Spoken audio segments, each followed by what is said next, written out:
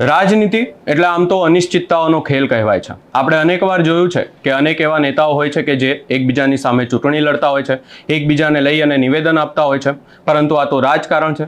રાજકારણમાં ક્યારે શું બદલાઈ જાય એ નક્કી નથી હોતું. અને હવે આવું જ થયું છે પોરબંદરના રાજકારણમાં. અર્જુન મોઢવાડિયા મંત્રી બન્યા છે અને હવે ભાજપના પૂર્વ મંત્રી દ્વારા જ આ વાતને લઈ અને એક નિવેદન આપવામાં આવ્યું છે અને હવે રાજકારણ ગરમાયું છે. સમગ્ર બાબતે વિગતે ચર્ચા કરીશું. નમસ્કાર, હું છું ઉજ્જવલ અને આપ જોઈ રહ્યા છો નિર્ભય ન્યૂઝ.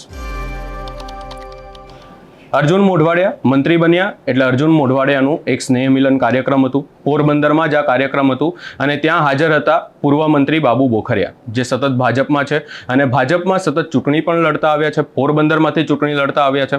અર્જુન મોઢવાડિયા જ્યારે કોંગ્રેસમાં હતા ત્યારે બાબુ બોખરિયા તેમની સામે ચૂંટણી લડતા હતા અને હવે એમના દ્વારા જ એમને સમર્થન કરવામાં આવ્યું છે. અર્જુન મોઢવાડિયાના સમર્થનમાં નિવેદન આપવામાં આવ્યું છે અને કહેવામાં આવ્યું છે કે અર્જુન મોઢવાડિયા હવે મંત્રી બન્યા છે એટલે હવે આપણે એમના ટાટિયા નથી ખેંચવાના, એમની સાથે રહેવાનું છે, એમને સમર્થન આપવાનું છે, એવી વાત કરવામાં આવી છે. અહીંયા ક્યાંક ને ક્યાંક બાબુ બોખરિયા દ્વારા જૂનાગઢને લઈને પણ નિવેદન આપવામાં આવ્યું છે અને કહેવામાં આવ્યું છે કે જૂનાગઢના લોકો છેલ્લા કેટલાય સમયથી એક સવાલ ઊભો કરી રહ્યા છે મંત્રીને લઈને કે એમના વિસ્તારના કોઈ નેતાને મંત્રી બનાવવામાં આવે, પરંતુ ફરી એકવાર જૂનાગઢને બાકાત રાખવામાં આવી છે. એવી પણ ક્યાંક ને ક્યાંક નિવેદન આપવામાં આવ્યું છે. પરંતુ કહેવામાં આવ્યું છે કે પોરબંદરના હવે 2 મંત્રી થઈ ગયા છે, એક કેન્દ્રમાં અને એક રાજ્યમાં. એટલે કે અહીંયા ક્યાંક ને ક્યાંક જે છે આ સમગ્ર વાતને લઈ અને મનસુખ માંડવિયાની પણ વાત કરવામાં આવી છે અને કહેવામાં આવ્યું છે કે હવે કેન્દ્રમાં આપણી પાસે પોરબંદરના મનસુખ માંડવિયા છે અને રાજ્યમાં આપણી પાસે પોરબંદરના અર્જુન મોઢવાડિયા છે. એટલે આપણે કોઈ પણ પ્રશ્નો હોય એમને કામ કરવા દેવાના છે, એવી વાત કરવામાં આવી છે. વધુમાં અહીંયા કહેવામાં આવ્યું છે કે આપણે એમના ટાટિયા નથી ખેંચવાના, એમને કામ કરવા દેવાનું છે. સમગ્ર બાબતને લઈ અને બાબુ બોખરિયાએ વધુમાં શું કહ્યું, સૌપ્રથમ એ સાંભળી લઈએ. હવે આપણી પોરબંદરની વાત કરીએ. અમે 98 થી 2 સામે લડીએ. 95માં તો અર્જુનભાઈ મને મદદ કરીને ધારાસભ્ય થયો. એમાં આ બધા લોકોએ જે મહેનત કરી, તમે બધા એમાં હતા સાથે, કે મેયરને આપણે ધારાસભ્ય બનાવવો. તમે બધા, અર્જુનભાઈ હતા, લખમણભાઈ હતા, અમે બધા અહીંયા વડીલો બધા હતા.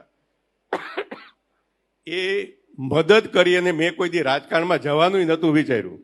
ધારાસભ્ય થયો. 98માં અમે 2 સામે લડ્યા. ફરીથી બીજી વખત ધારાસભ્ય થયો, મંત્રીમંડળમાં આવ્યો, ફરી 12માં મંત્રીમંડળમાં આવ્યો.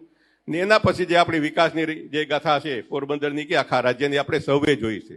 મિત્રો, આજે આપણા વિસ્તાર માટે જેને સુવર્ણયુગ તમે કહો, એ સુવર્ણયુગ આવ્યો. હમણાં આપણે જે 24ની ચૂંટણી ગઈ લોકસભાની, અર્જુનભાઈ ભાજપમાં આવીને પછી ધારાસભા લડતા હતા અને મનસુખભાઈ આપણા લોકસભા લડતા હતા. આપણે 1,87,000ની 1,87,000 સાથે અર્જુનભાઈને જીતાડ્યા. એ જ રીતે તમારે મનસુખભાઈને જીતાડ્યા. મનસુખભાઈ આજે કેન્દ્રમાં મિનિસ્ટર, રાજ્યમાં અર્જુનભાઈ મિનિસ્ટર. મિત્રો, તમારે જુનાગઢની અંદર આપણે જ્યારે આ નવું મંત્રીમંડળ બન્યું ત્યારે જુનાગઢવાળા લખતા હતા કે અમારે 50 વર્ષમાં એકય મંત્રી અમારે નથી બન્યું. જુનાગઢ જિલ્લા પંચાયતમાંથી ચૂંટાયેલી એક પણ વ્યક્તિ તમારે 50 વર્ષમાં મંત્રી નથી બની. આપણે 1960ની અંદર ગુજરાત રાજ્ય થયું એટલે આજે એને 65 વર્ષ થયા. એમાં 35 વર્ષ તો થઈ ગયા. હું મારા 10 વર્ષ, મહંત બાપુના 10 વર્ષ, માલદેવ બાપુના 10 વર્ષ અને 5 વર્ષ શશીભાઈને, હવે અર્જુનભાઈને વધારાના વર્ષ થાય. તો આ જે પરિસ્થિતિ નિર્માણ થઈ, કેન્દ્રમાં મનસુખભાઈ, અહીંયા અર્જુનભાઈ, હવે એનો કઈ રીતે લાભ લેવો એ તમારા માથે છે. તમારે એનો લાભ લેવો કે આપણે જે પરિસ્થિતિમાં પહેલા જે જીવતા હતા ટાંગા ખેંચવાનું, એ ટાંગા ખેંચવા. જો ટાંગા ખેંચવા હોય તો સમય કોઈનો રાહ નહીં જોવે, સમય વયો જાય. જો આપણે ટાંગા ખેંચવાનું બંધ કરશું ને પછી જો આપણે બધા કામે લાગશું ને તો પોરબંદર વિસ્તાર આજે પણ તમારે ઘણી બધી બાબતોમાં શ્રેષ્ઠ છે, તમને ખબર નહીં હોય. એટલે અહીંયા ક્યાંક ને ક્યાંક કહેવાય છે ને કે આ રાજનીતિ છે.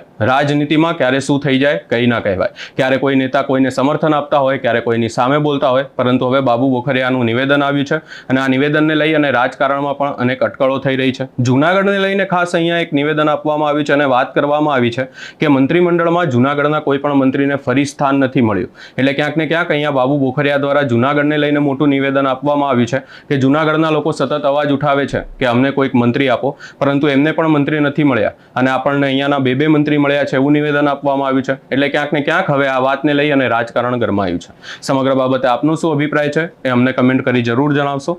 અમારી ચેનલ નિર્ભય ન્યૂઝને લાઇક, શેર, સબસ્ક્રાઇબ કરવાનું ભૂલશો નહીં.